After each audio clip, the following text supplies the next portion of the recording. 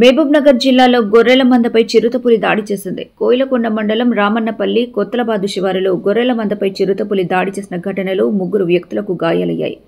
గొర్రెల మంద అరుపులు విని గమనించిన గొర్రెల కాపరి మైబన్నపై చిరుత దాడి చేసింది.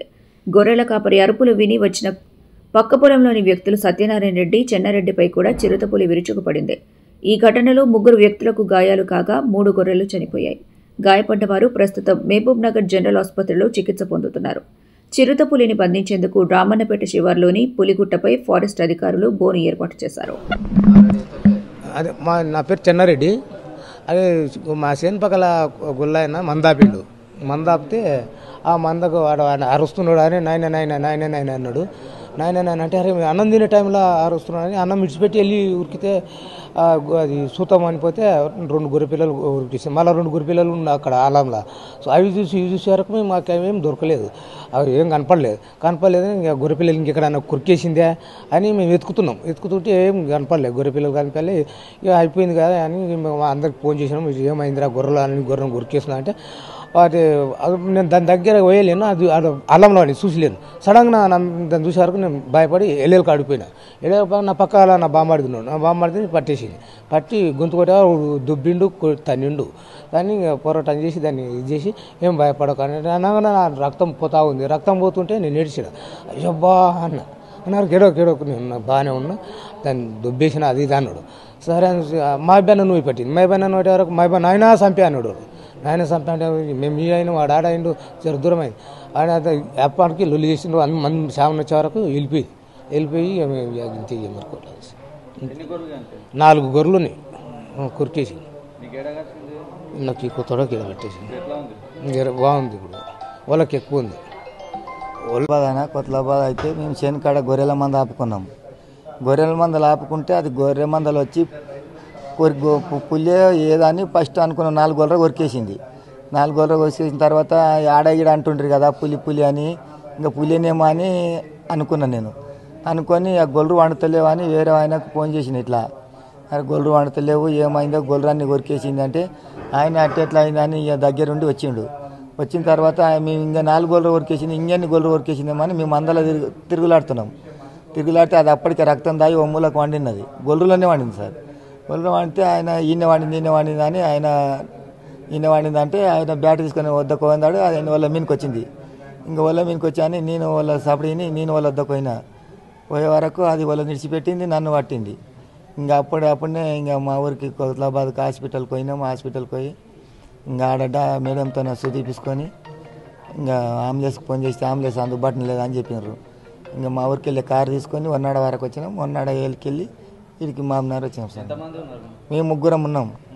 3 ఫస్ట్ నేను ఒక్కనే ఉన్నా, తర్వాత ఫోన్ చేసి 2 వచ్చిండ్రు. ఇంకా వాళ్ళకు గడిచింది. ఇంకా రియల్గా చూసినాం అన్నట్లు ఇంకా సిరి తొలుత చూసలేము. ఇంకా ఆడిడ అని అదే అనుకున్నాం. కానీ ఇంకా చూసిన తర్వాత 4 గొర్రెలు తిన్నా సార్. 4 గొర్రెలు రక్తం తాగింది. అక్కడనే మా ఇంకా మీన కుచ్చేలాగా ఉంది, గుట్టలాక ఆ గుచ్చపోయింది. చూసినాం మేము పోయేటప్పుడు. గత నైటు శనివారం రోజు నైటు 10:30కు లోకల్ ఎంపీటీసీ గారు ఫోన్ చేశారు. మాజీ ఎంపీటీసీ గారు ఫోన్ చేస్తే అక్కడికి ఎక్కడైతే కొత్తలాబాద్ అండ్ రామన్నపల్లి మిడిల్లో చిన్న గుట్ట ఉంది, పులిగుట్ట అని లోకల్ నేమ్ ఉంది దానికి. అక్కడ ఆ ఏరియాలో 4 గొర్రెలపైన దాడి చేసి 3 గొర్రెలను చంపేసి 3 వ్యక్తులపైన దాడి చేసింది అనేది మాకు ఫోన్ కాల్ వచ్చింది. ఎంబడే స్పాట్కి వెళ్ళాము అందరము. స్పాట్కి వెళ్ళి అక్కడ చూస్తే అక్కడ చూసిన దాని ప్రకారం 3 ఆల్రెడీ చనిపోయి ఉన్నవి. అక్కడ మహబూబ్ అనేటటువంటి గొర్రెల కాపరి ఒక్కడే ఉన్నాడు. ఆ మహబూబ్ అనే గొర్రెల కాపరి ఒక్కడే ఉండడం వల్ల అక్కడ ఏం జరిగింది అనేది అతనికి కూడా తెలియలేదు. ఎప్పుడైతే చిరుత లోపలికి ఎంట్రీ అయ్యి దాడి చేసిన తర్వాత ఇతను కుక్కలు దాడి చేసినాయి అనుకుని ఆ మందలోకి లోపలికి వెళ్ళి పరిశీలించడం జరిగింది. లోపలికి వెళ్ళి చూసిన తర్వాత 2 గొర్రెలు చనిపోయి పడి ఉన్నాయి. అది చూసి అతను కేకలు వేయడం జరిగింది.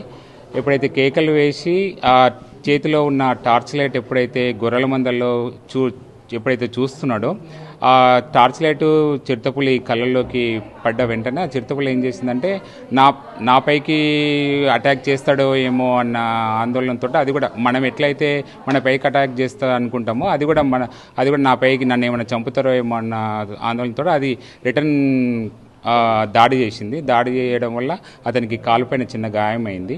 దాని తర్వాత ఎప్పుడైతే ఈయన అరిచిండో పక్కల ఉన్న వాళ్ళు ఇద్దరు రెడ్డిస్, సత్యనారాయణ అండ్ చెన్నారెడ్డి అనే అతను ఈయనకు సపోర్ట్గా వచ్చిండు. సపోర్ట్గా వచ్చేసరికి ఈయన వదిలిపెట్టి వాళ్ళపైన దాడి చేసింది. ఒకరికి చేతిపైన గాయమైంది, ఇంకొకరికి చెస్ట్ పైన గాయమైంది. ప్రస్తుతానికి ఎవరికైతే దాడి జరిగిందో వాళ్ళు ముగ్గురు సేఫ్గానే ఉన్నారు. మేజర్ ఇన్సిడెంట్ ఏం జరగలేదు. మైనర్గా ఇన్సిడెంట్ జరిగింది. ఒకరికి మాత్రం 2-3 కుట్లు పడ్డాయి. మిగతా అతనికి అందరూ సేఫ్గానే ఉన్నారు. ప్రస్తుతానికి ఎలాంటి ఇబ్బంది లేదు.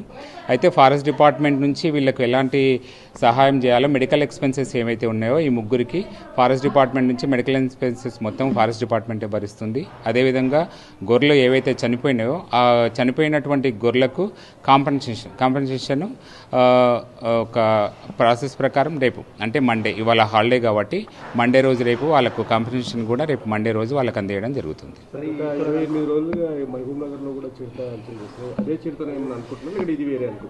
ఇది వేరేనండి. అంటే ఇక్కడ నుంచి అక్కడికి దాదాపుగా ఒక 35 to 40 కిలోమీటర్ డిస్టెన్స్ ఉంది. ఏది అని చెప్పడానికి అంత క్లారిటీ లేదండి. ఎందుకంటే దాని యొక్క పగ్ మార్క్స్ ఇక్కడున్న దాని పగ్ మార్క్స్, అక్కడున్న దాని పగ్ మార్క్స్ను మనం మెజర్ చేయాలి.